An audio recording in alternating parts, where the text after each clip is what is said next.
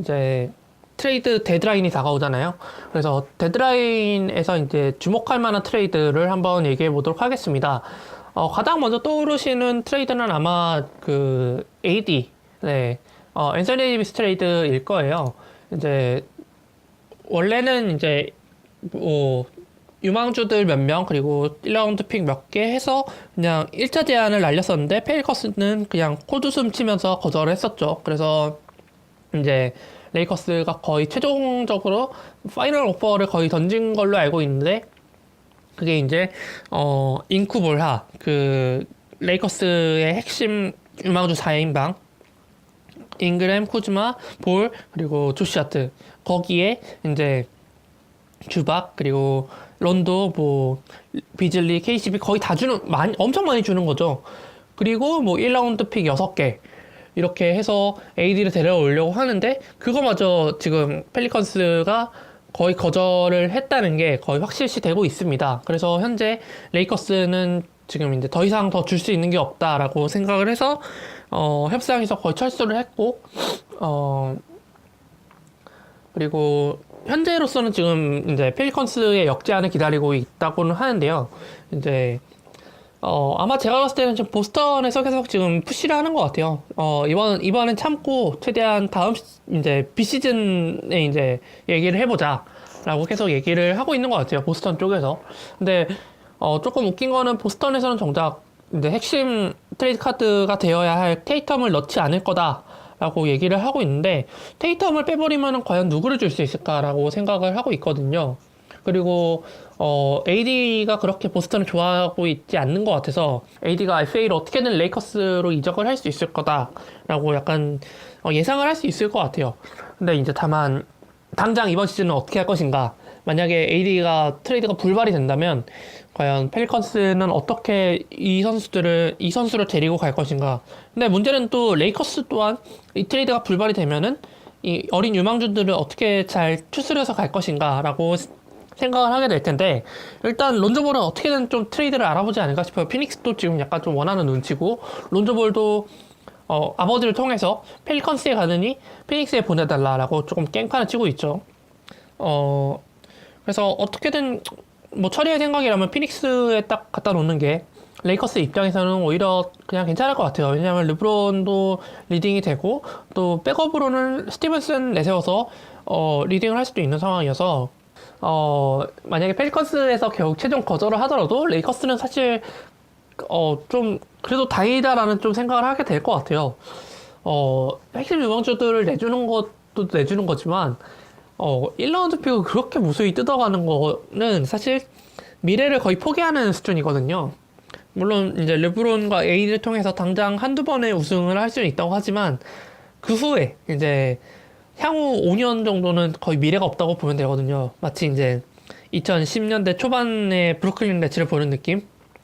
이제 그러면은 뭐 지지난 시즌 같은 경우에 브루클린이 그렇게 꼴찌 레이스를 달렸음에도 결국에는 픽을 보스턴한테 갖다 맞췄듯이 펠리컨스도 약간 그렇게 되지 않을까라는 생각을 해서 저는 좀 레이커스가 이제 코비 브라이언트 은퇴하고 최근 몇 년 동안 계속 이제 탱킹 레이스를 펼치면서 좋은 유망주들을 어쨌든 쓸어 담았었는데 그 유망주를 뽑아서 잘 키워내지도 못했으면서 그걸 펠리컨스에 팔아버리고 심지어 미래에 이제 픽들까지 다 팔아버리는 좀 굉장히 AD 하나 없겠다고 너무 간이고 쓸개고 다 갖다 바치는 느낌이어서 제가 좋아했던 그 명문팀 LA 레이커스는 이런 모습이 아니었거든요.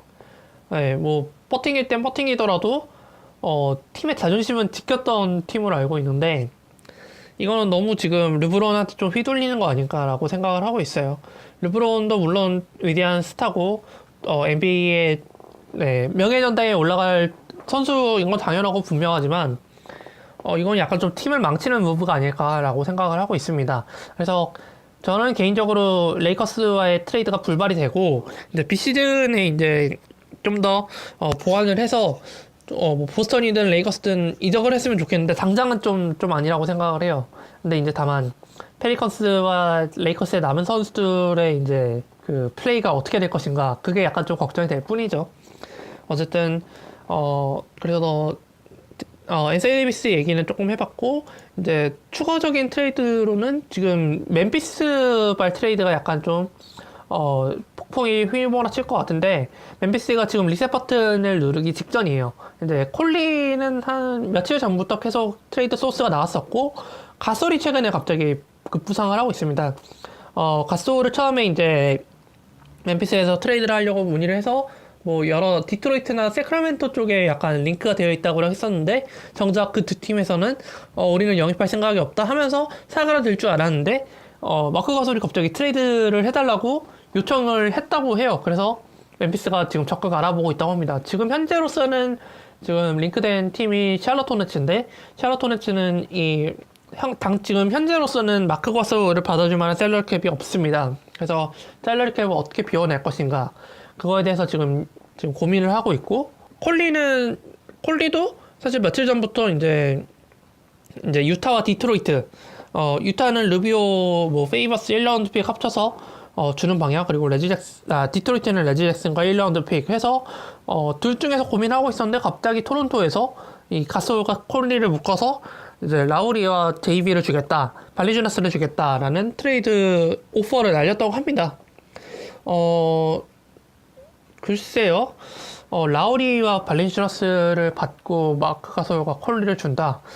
멤피스 입장에서는 살짝 좀 아쉬울 것 같아서 뭐 픽을 좀 뜯어내지 않을까 싶은데, 근데 웃긴 거는 콜리와 라우리의 인연이 좀 있다는 거죠.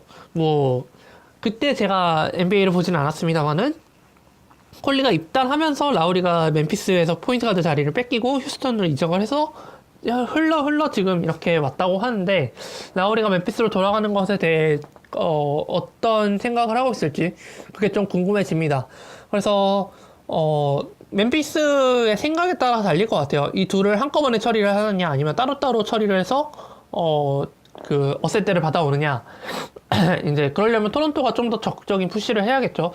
제가 봤을 때는 뭐 디트로이트는 확실히 좀 딸리는 것 같아요. 레지 잭슨은 지금 사실 어디에 갖다 팔기가 참 애매한 상황이거든요. 그래서 반면에 이제 유타의 루비오는 만기 카드이기도 하고, 이외에 페이버스도 사실 계약 기간이 그렇게 많이 남은 상황이 아니다 보니까 그걸 유동적으로 잘 활용할 수 있을 것 같고, 또 픽도 주겠다 했으니까 저는 사실 유타가 괜찮다고 생각을 하고, 그래서 멤피스도 지금 약간 리셋 버튼을 누르기 직전인 것 같은데, 제가 봤을 때는 어떻게든 파슨스를 처리해야 될 거라고 생각을 해요. 저는 파슨스를 스트레치 프로비전 룰을 사용을 해서 방출을 시키는 게 맞다고 생각을 하는데, 아직까지는 그런 소식은 들려오지 않고 있네요.